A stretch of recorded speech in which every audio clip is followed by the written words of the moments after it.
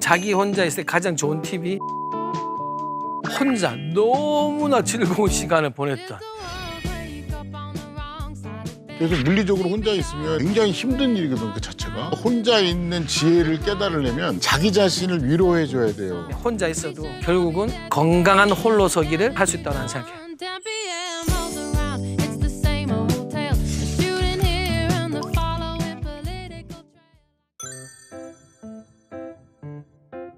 아, 3년 전부터 비로소 홀로 선 것 같아요. 어떤 계기 3년 전부터 받고 3년째도 배인 것 같은데. 네, 그렇죠. 그게 전화를 모르겠어요? 아, 맞아. 그 3년 전에 내가 신부님 봤을 때보다 언젠가부터 신부님이 훨씬 부드러워요.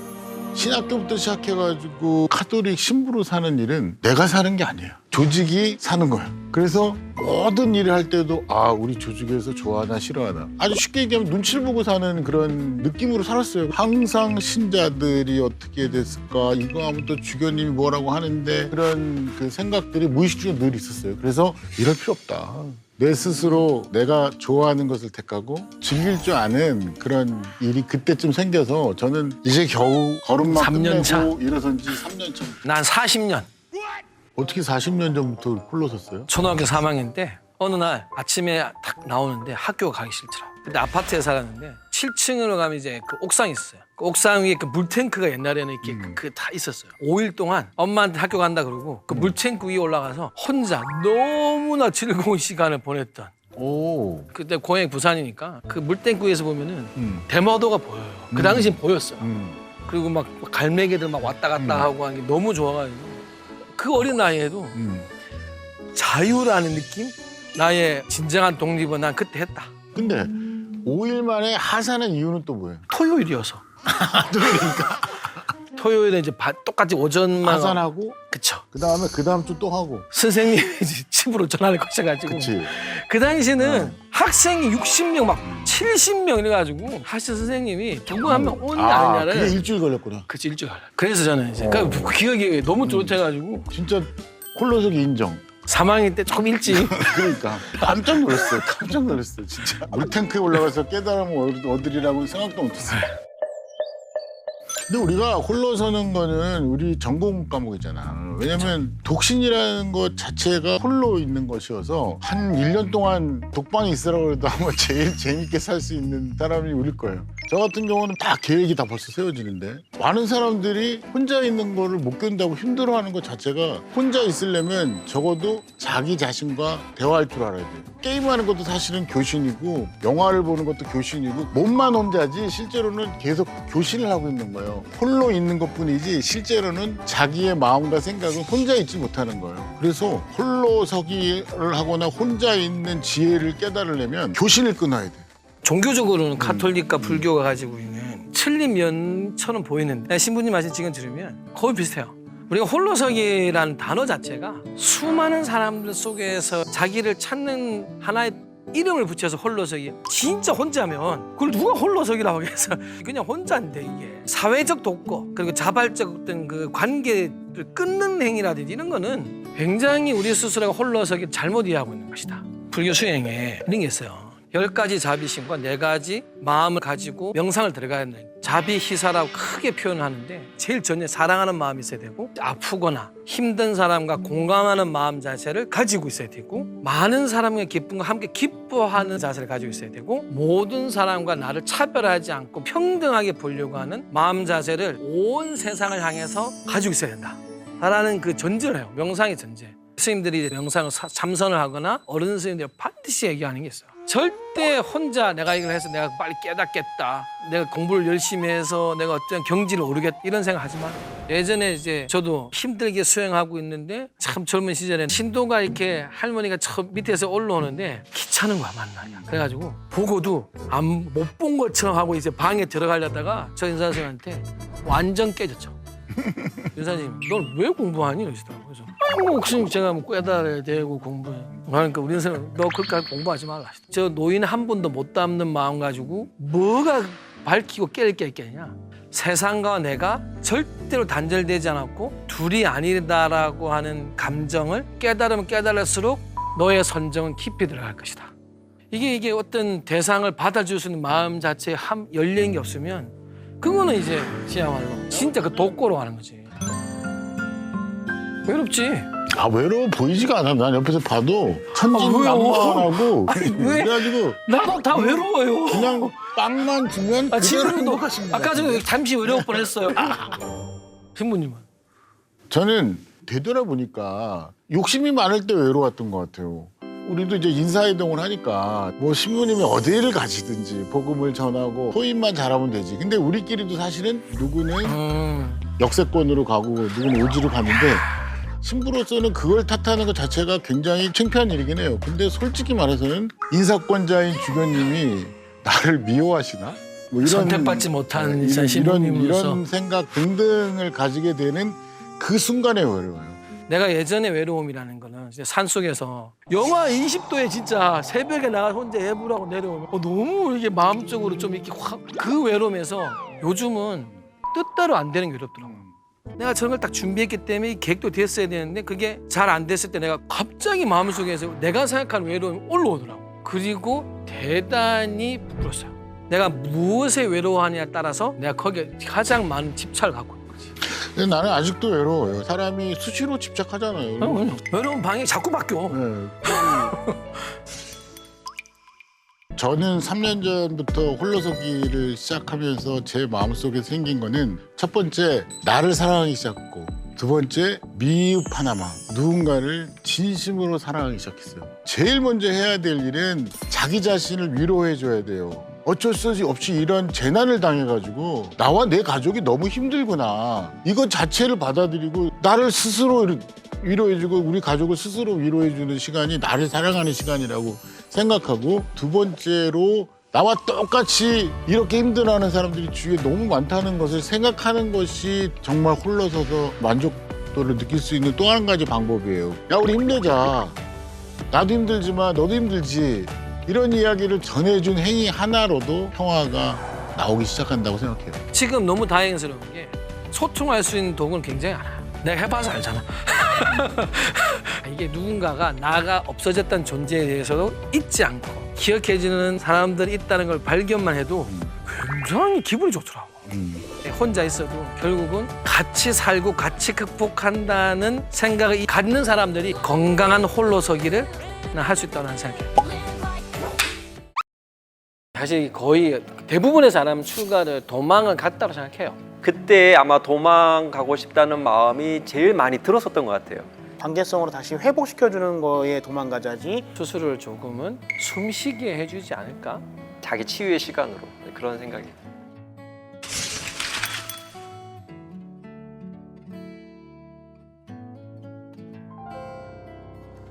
너랑 있을 때 이렇게 손 내밀면 내가 잡을게. 있을까 두려울 게 어디를 간다 해도 우린 서로를 꼭 붙잡고 있으니. 보통 이제 누굴 위로하는 게 쉬운 게 아니거든요. 성직자들도 위로라는 거는 자칫 잘못하면은 오히려 더 힘을 빠지게 만들 수도 있고 상대가 더 그렇게 거리감을 두게 만들 수도 있고 저도 참 조심스러운 위로를 하게 되는 게 제가 본 위로 중에서 가장 아름다운 위로 같아요. 저는 오늘도 이제 신부님 부르실 때나 이제 교무님 부르실 때 눈을 감고 이렇게 들어보면은 너무 아름다운 거예요. 이 위로와 위안 괜찮아라는 이야기를 이렇게 아름답게 할 수 있을까? 그래서 꼭 이것을 사람들에게 우리의 소리로 한다면 너무 행복할 것 같습니다. 저는. 이 가사를 쭉 보시면 힘든 사람한테 다가가서 그 사람을 끌고 가는 거거든요. 그러니까 우리의 본래의 의미가 좀 담겨져 있는 것 같아요. 각 어떤 종교인이 힘들어하고 아파하는 그런 사람들한테 먼저 다가가서 손잡아주고 이끌어줘야 하는 어떤 그런 본분이 있는 사람들인데 이 가사가 종교는 각각 다르지만 종교의 본질에 대한 의미를 담고 있다는 생각이 드니까 더 이렇게 노래를 부르면서 나중에 저희 원불교에 갔을 때도 누군가에게 좀 불러줬으면 좋겠다라는 생각이 들 정도로 가슴에 많이 와닿았어요.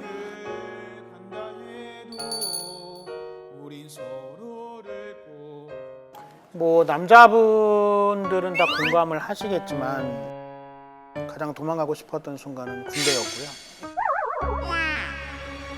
저는 도망을 온 사람이잖아요.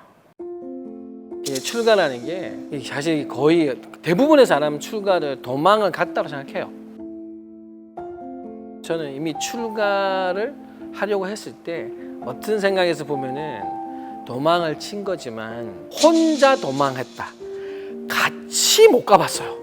이 노래는 같이 가잖아요.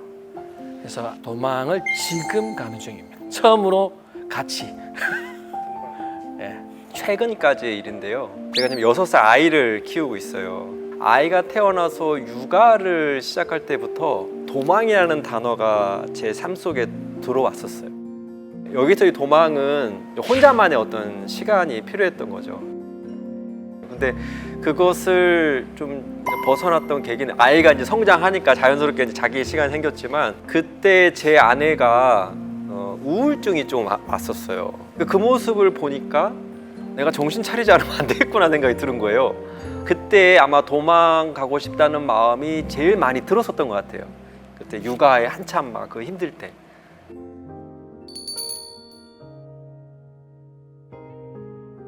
제가 생각하는 도망은 회피는 아닌 것 같아요. 쉰다는 표현은 뭔지 모르게 준비를 많이 해야 될 것 같은데 도망은 준비를 안 하고 가는 거잖아. 조금 힘들다고 생각할 때 어떤 그 쉬는 거를 도망가듯이 좀 해보면 한 번씩 이렇게 그게 회피가 아니라 스스로를 조금은 숨쉬게 해주지 않을까? 누군가가 도망갔다고 얘기하면 졌다고 생각하고 실패했다고 생각하고 경쟁 사회에 도태됐다고 생각하고 그러기 때문에 이제 도망을 갔다라고 해서 비난하고 비판할 수 있잖아요. 앞만 보고 막 달려가다가 이거 좀 아닌데라는 생각이 들 때 무엇인가를 막 열심히 하다가 내가 이걸 도대체 왜 하고 있지라는 생각이 들 때 잠깐 모든 걸 놓고 자기만을 좀 되돌아볼 수 있는, 저는 도망이 그런 의미인가 봐요. 그러니까 더 멀리 가고 더 멀리 뛰고 더 자유로워지기 위해서 좀 이렇게 움츠릴 수 있다, 괜찮다, 그런 의미로 우리 삶 속에 도망의 시간을 조금이라도 좀 가지면 어떨까. 그래도 모든 직장인들에게 월차는 쓰고 가시라. 달려볼까 어디로든 어떻게든 내가 옆에 있을게. 마음껏 울어도 돼. 그 다음에 돌아오자 씩씩하게. 지쳐도 돼. 내가 안아줄게. 괜찮아. 좀 느려도 천천히 걸어도 나만은 너랑 갈 거야. 어디든 당연해. 가자. 손잡고 사랑해. 눈 맞춰줄래. 너의 얼굴 위에 빛이 스며들 때까지 가보자. 지금 나랑 도망가자.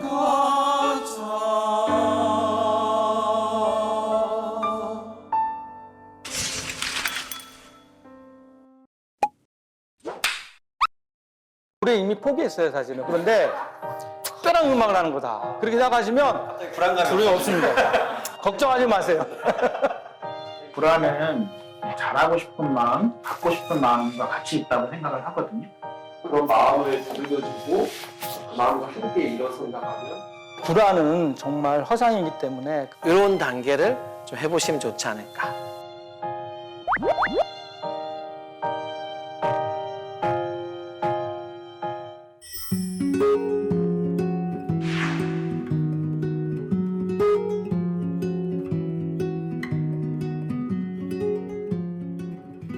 다르죠. 많이 다르죠. 저희가 그동안에 했던 거는 물론 처음부터 익숙했던 건 아니지만 지금 많이 익숙해져 있는 거잖아요. 근데 이 부분은 저희가 처음 하는 부분이고, 그리고 이건 아직 초보잖아요. 1년도 안 된 거잖아요.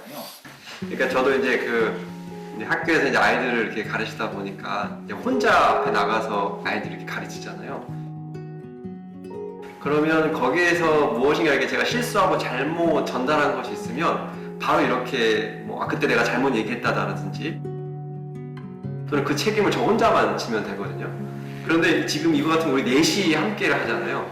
그러다 보니까 제가 잘못한 것은 저의 잘못으로만 끝나는 게 아니라 우리 전체의 책임인 거예요. 그러다 보니까 강당에 있을 때와는 전혀 다른 느낌이에요. 이건 더 긴장하게 되고 내 실수가 우리에게 누를 끼치면 안 된다. 그런 이게 긴장감이 있어요. 예. 3,000명이나 3만 명 하면 연부를 하면 하겠는데 지금도 생각해보면 그때 첫 연습할 때 피아노 앞에 끌려가서 이렇게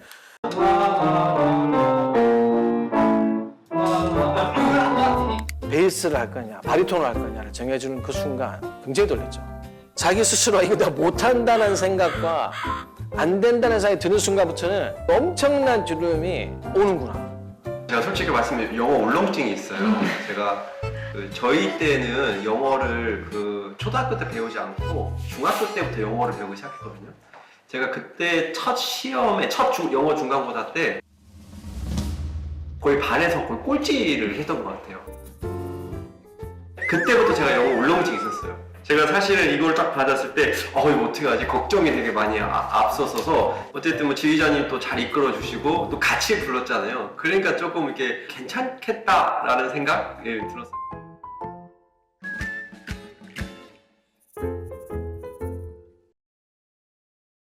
목사님도 잘 아시겠지만 성경에서도 보면 자신감이 있으면 의심하지 않으면 두려워하지 않거든요. 예수님이 그 의심이 많은 자야라는 말씀을 되게 자주 하시는데 이제 두려움이라는 거는 기본적으로 이제 그리스도교에서는 이제 자신감이 없는 거, 그다음에 이제 의심이 많은 사람이 두려움이 커지게 됩니다. 두려움이 보통 밖에서 오는 건 아니잖아요, 그죠? 그렇죠. 네. 결국은 두려움이 자기 자신에서. 그리고 특별히 종교에서는 그런 얘기 많이 하잖아요. 두려움은 허상이라고. 사실은 허상인데 이제 목표와 목적이 좀 다르잖아요. 이 노래의 목표를 우리가 조금만 달리 생각하면, 목적을 달리 생각하면 우리 두려움도 곧 극복할 수 있다. 무슨 얘기냐면 이제 목표는 우리가 노래를 잘해야 되겠죠. 그건 목표예요. 근데 목적은 사실은 우리가 이렇게 노래를 통해서 내 종교가 이렇게 화합하고 평화의 소리를 전한다. 이게 가장 중요한 목적이잖아요. 그러니까 노래를 좀 못해도 된다. 그것이 조금 못하더라도 이 목적만 인가하면 우리가 늘 행복할 수 있고 그런 두려움은 조금 더 사라지지 않을까 생각이 듭니다. 목사님이 해준 게 그게 해결 방법. 사실 이제 불교 경전 중에 반야신경이라는 경전이 있어요. 거기 보면은 걸림이 있으면 두려움이 생기고 두려움이 생기면 뒤바뀐 생각을 한다라고 하는 전도몽상한다라는 부분이 있는데 무엇이 붙잡고 안 된다는 순간부터는 그게 걸림이 돼서 두려움을 안 거죠, 이제. 그러면은 이제 현장 가서 난리 나는 거죠. 앞뒤가 다 바뀌는 거죠. 갑자기 들었던 생각 중에 하나는 우리가 지금 벌써 15년, 20년, 30년 이렇게 종교 성취자가 되어 있잖아. 근데 그러다 보니까 우리가 참 잊었고 있던 게 하나 있다 생각이 들었어요. 뭐냐면 우리가 초신자들 있잖아요. 시작하는 사람들에 대해서 굉장히 배려가 없었구나. 오늘 우리가 지금 음표 이거 배운 거 보면 우리가 얼마나 진짜 미취학 지금 학생이잖아요. 그런데 우리 선생님은, 우리 지자님은 하나씩 하나 가르쳤는데 만약에 종교적으로 할 때 아주 기본 뭐 이거 하나 물어보면 우리가 넌 아직도 그것도 모르냐? 답답해하고 사실 그 배려 잘 못하잖아요. 이게 오래되다 보면은 좀 익숙해서. 그런데 초심으로 돌아가야 되겠다. 자세하게 천천히 좀 잘 안내해야 되겠구나. 그런 생각을 또 하게 되네요, 오늘. 네. 불안이라는 것은 어떤 이제 목표치가 있을 때 자기가 거기에 도달하지 못할 것 같은 어떤 두려움, 초조함 이런 마음들이 이제 복합적으로 일어나는 거잖아요. 근데 불안을 좀 더 다른 각도에서 보면 내가 지금 무엇인가에 대해 불안하다는 것은 내가 꿈꿀 수 있는 뭔가 꿈이 있다는 얘기고 내가 지금 준비할 시기라는 것을 알려주는 감정이기도 하거든요. 불안의 마음이 왔을 때 나 이제 다시 시작할 때구나. 다시 일어서야 될 때구나. 이렇게 좀 그런 마음을 두들겨주고 마음과 함께 일어선다고 하면 또 불안을 이겨내는데 또 좋은 계기가 되지 않을까.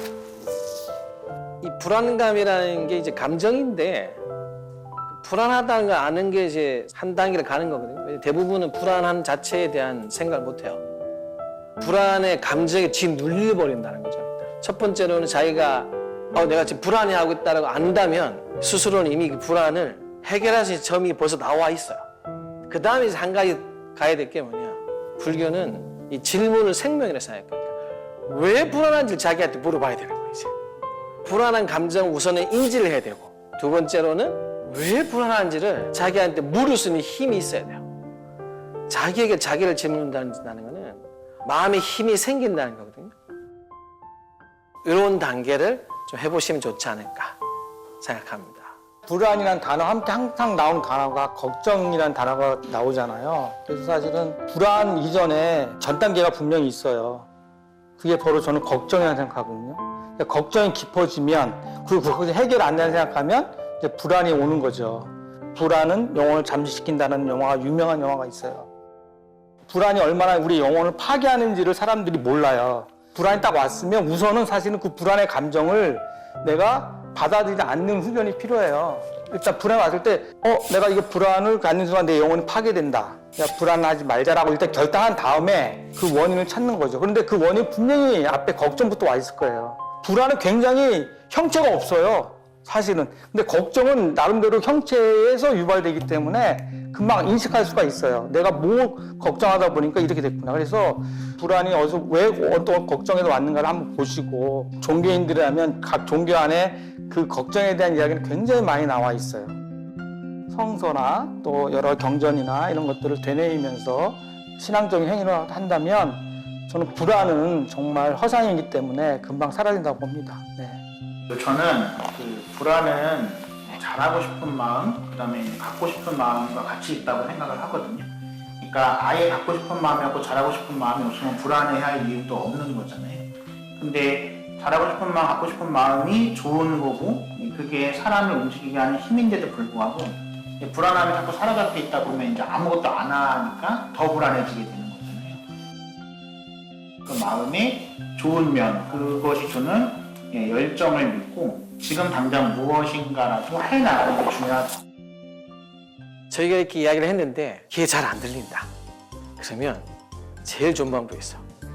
저희 노래를 딱 듣고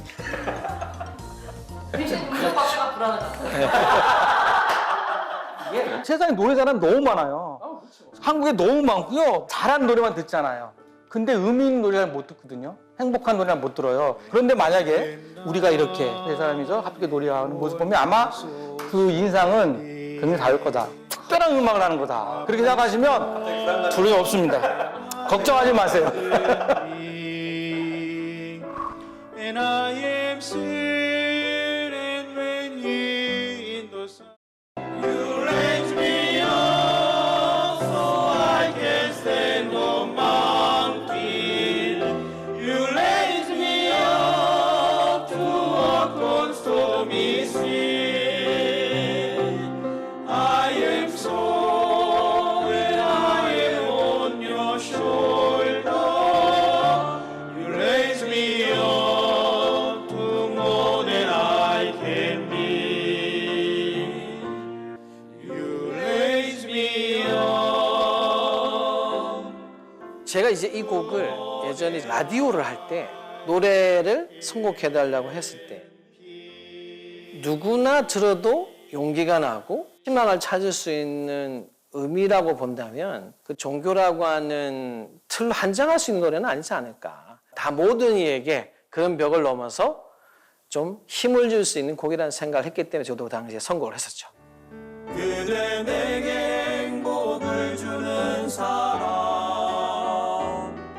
내가 가는 길이 험하고 멀지라도 그대 내게 행복을 주는 사람 그대 내게 행복을 주는 사람 내가 가는 길이 험하고 멀지라도 그대 내게 행복을 주는 사람